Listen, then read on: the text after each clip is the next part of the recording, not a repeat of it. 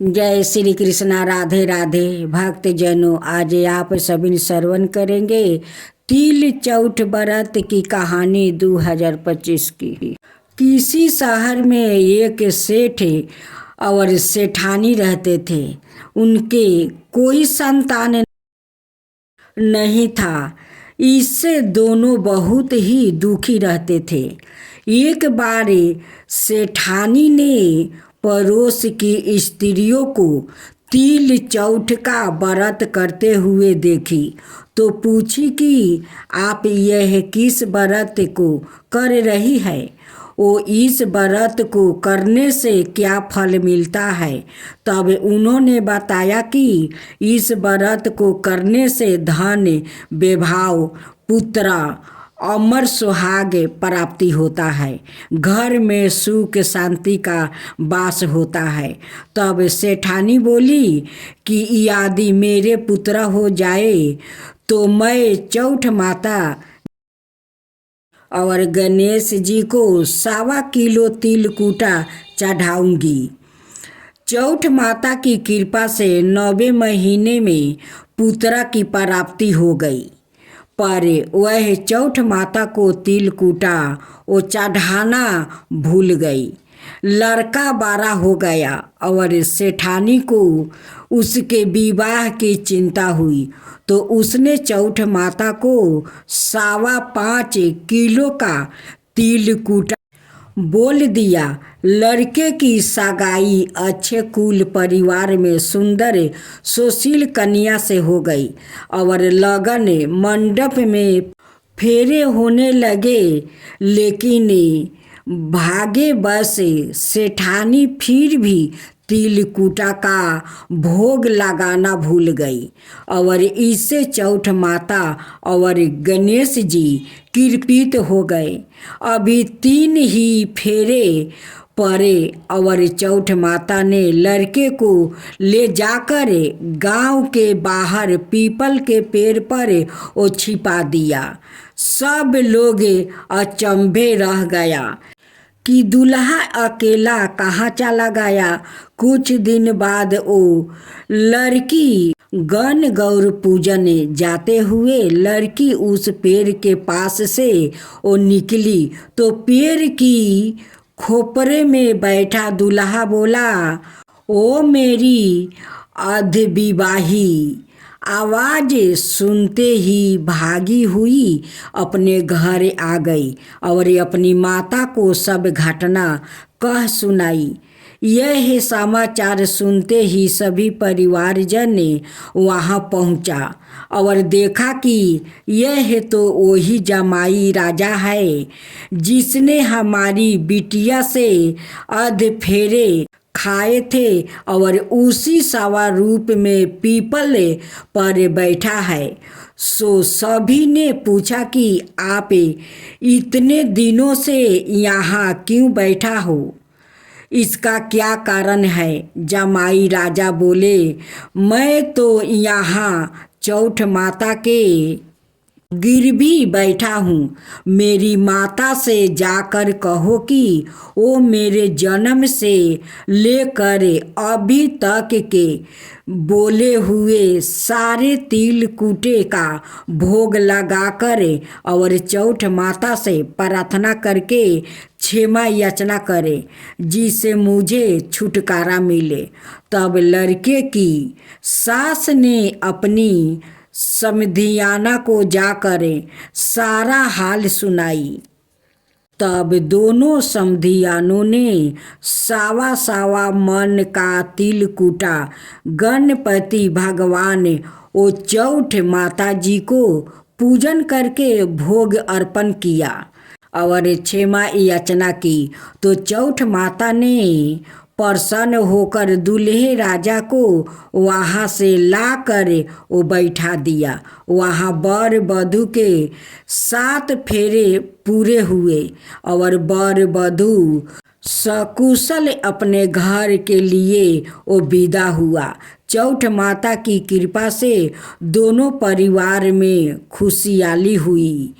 हे चौठ माता, जैसे उस लड़के के साथ हुआ वैसे किसी के साथ ना हो, और कोई भी भगवान के बोला हुआ प्रसाद चढ़ाना ना भूले।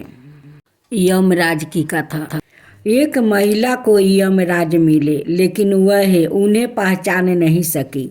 उसने यमराज को पानी पिलाई। इसके बाद यमराज ने महिला से कहा कि मैं तुम्हारे प्राण लेने आया हूँ, लेकिन तुमने मुझे पानी पीने के लिए दिया, इस कारण मैं तुमसे खुश हूँ। तुम्हें एक अवसर देता हूँ, तुम अपना भाग बदल सकती हो। यह कहकर यमराज ने एक पुस्तक महिला को दिया और कहा कि इस पुस्तक में तुम्हारे नाम का एक पृष्ठ है।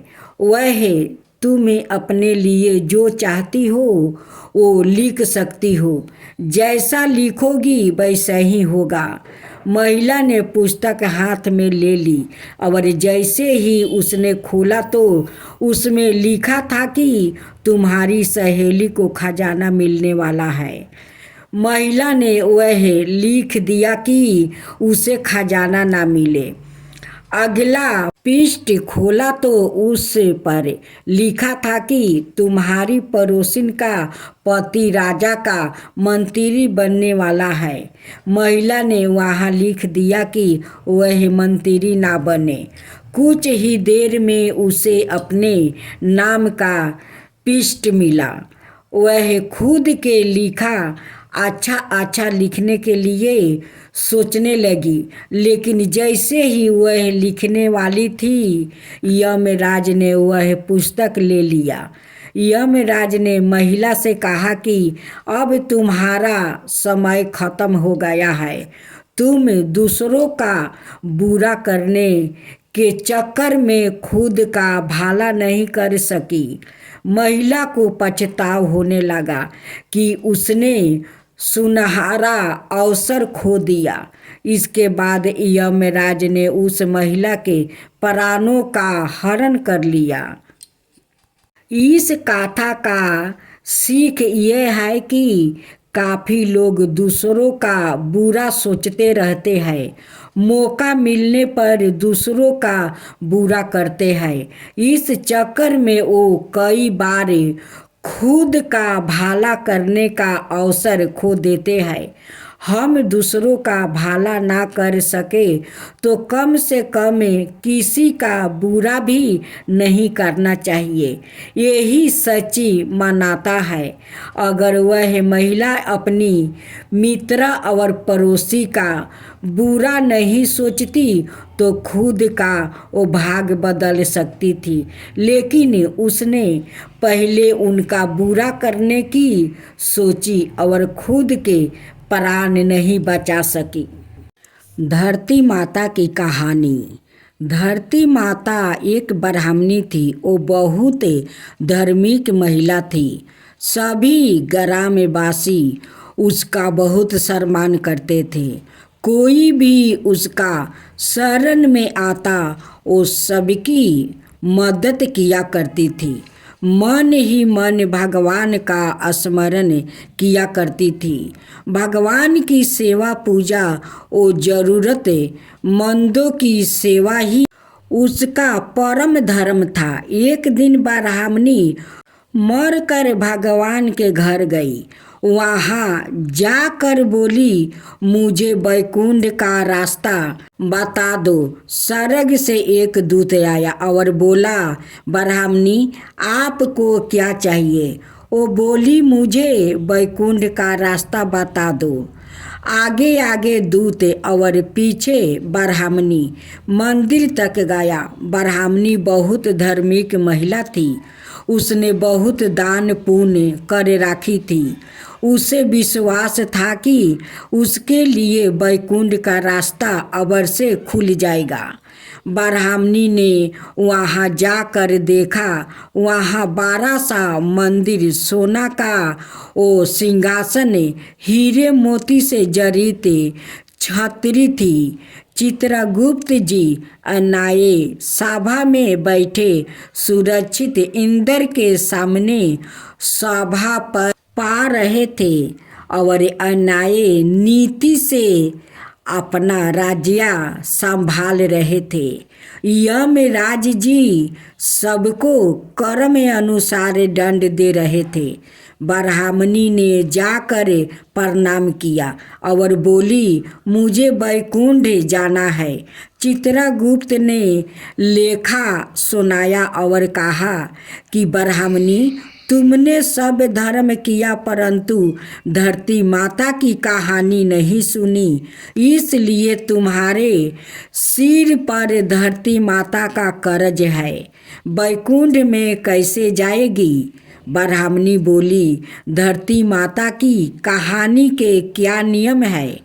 चित्रगुप्त जी ने बोले, कोई 1 साल, कोई 6 महीने, कोई 7 दिन ही सुने, पर धरती माता की कहानी अवश्य सुने, फिर उसका उद्यापन कर दे। धरती माता की कहानी सुनने से जाने अनजाने किए गए पापों कर्म को धरती माता हर लेती है। स्वर्ग लोक में धर्म की ही आस्थान प्राप्ति है, यहाँ पाप के लिए कोई जगह नहीं है।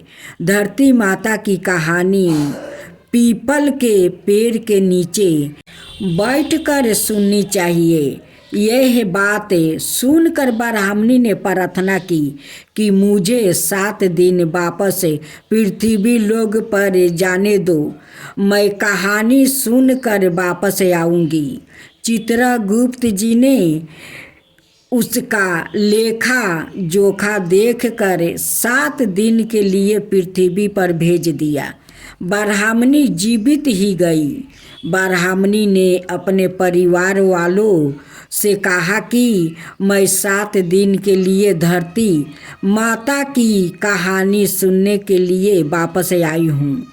इस कथा को सुनने से 12 पुण्य मिलता है। उसने पीपल के पेड़ के नीचे बैठकर परिवार के साथ 7 दिन तक धरती माता की वो कथा सुनी। 7 दिन पूरे होने पर वापस धर्मराज जी का वो बुलावा आया और ब्राह्मणी को बैकुंठ में श्री हरि के चरणों में स्थान प्राप्ति हुआ।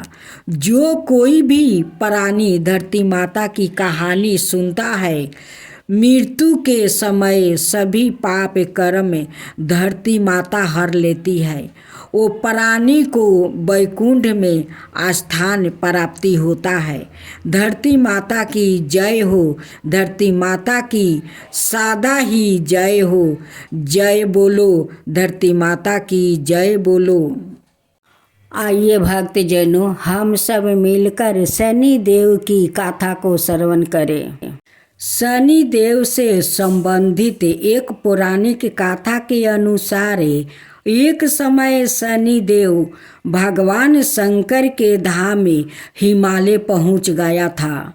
उन्होंने अपने गुरुदेव भगवान शिव को प्रणाम करके उसने आग्रह किया, हे प्रभु, मैं कल आपकी राशि में आने वाला हूँ, अर्थात मेरी बरक दृष्टि आप पर पड़ने वाली है।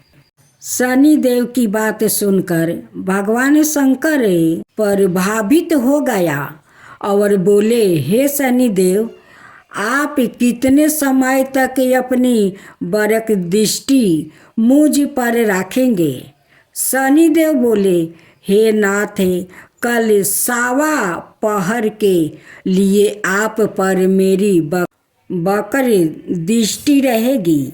शनि देव की बात सुनकर भगवान शंकर चिंतित हो गए और शनि की वक्र दृष्टि से बचने के लिए उपाय सोचने लगा। शनि की दृष्टि से बचने हेतु अगले दिन भगवान शंकर मृत्यु लोक आए। भगवान शंकर ने शनि देव और उनकी बरक दृष्टि से बचने के लिए एक हाथी का रूप धारण कर लिया।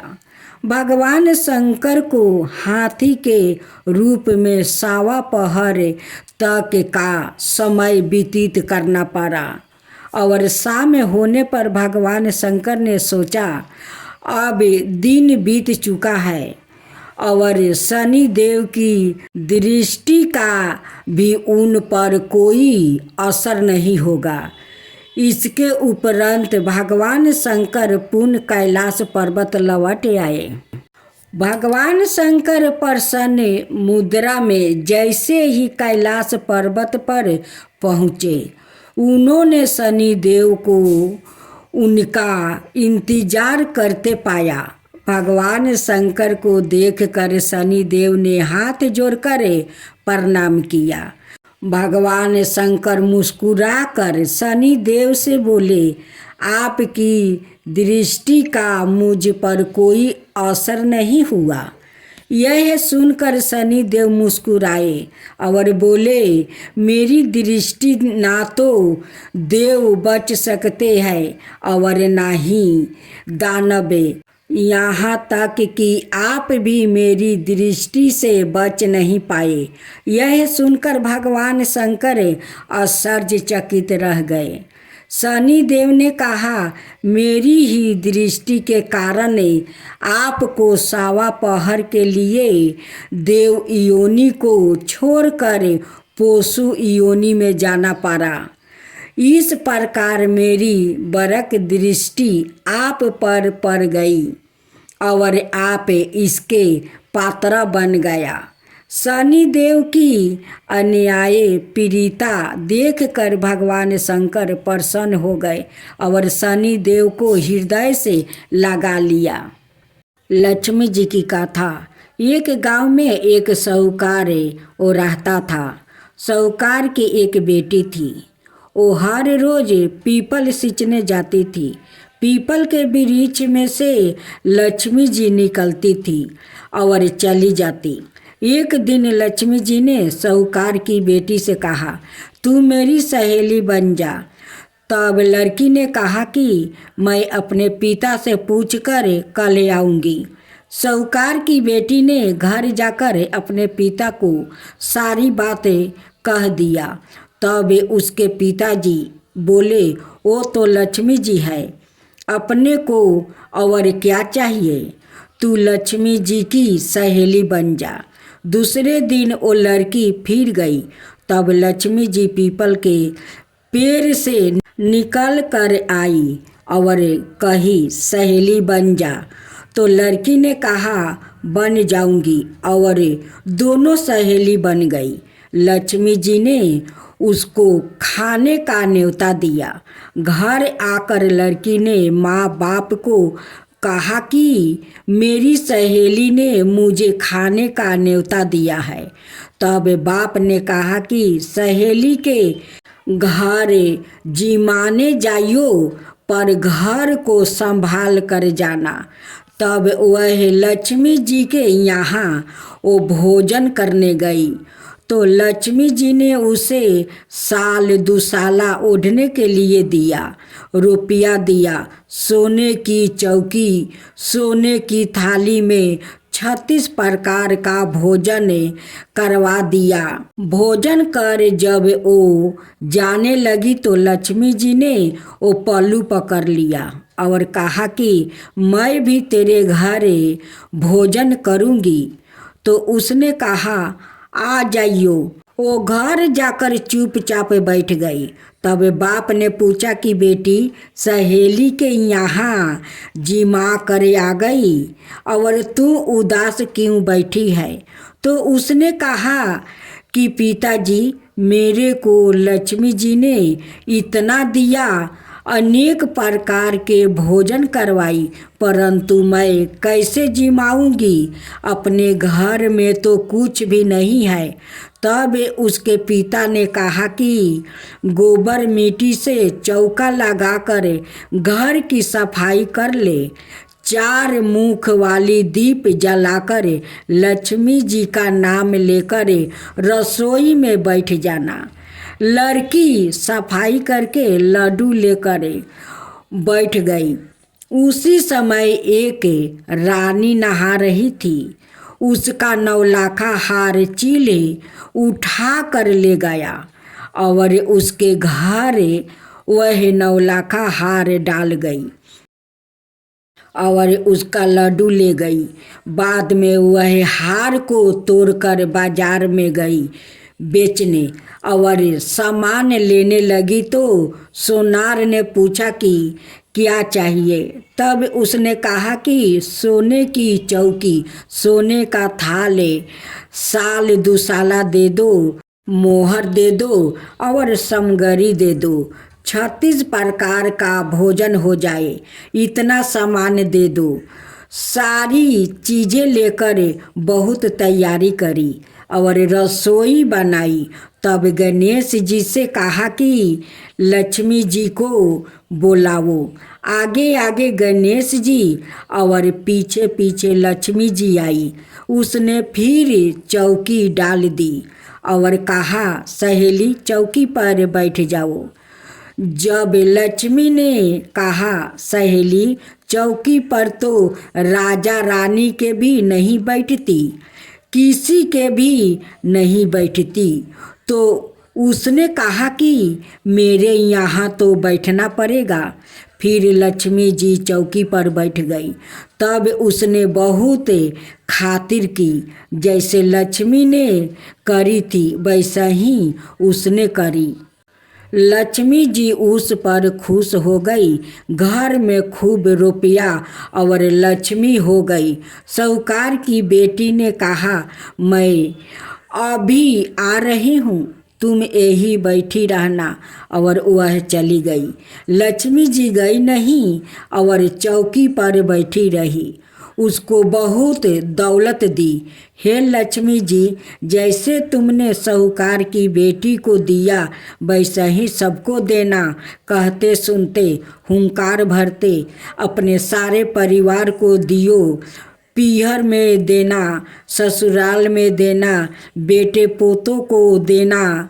लक्ष्मी माता सबका कष्ट दूर करना, दरिद्रता दूर करना, सबकी मनोकामना पूर्ण करना।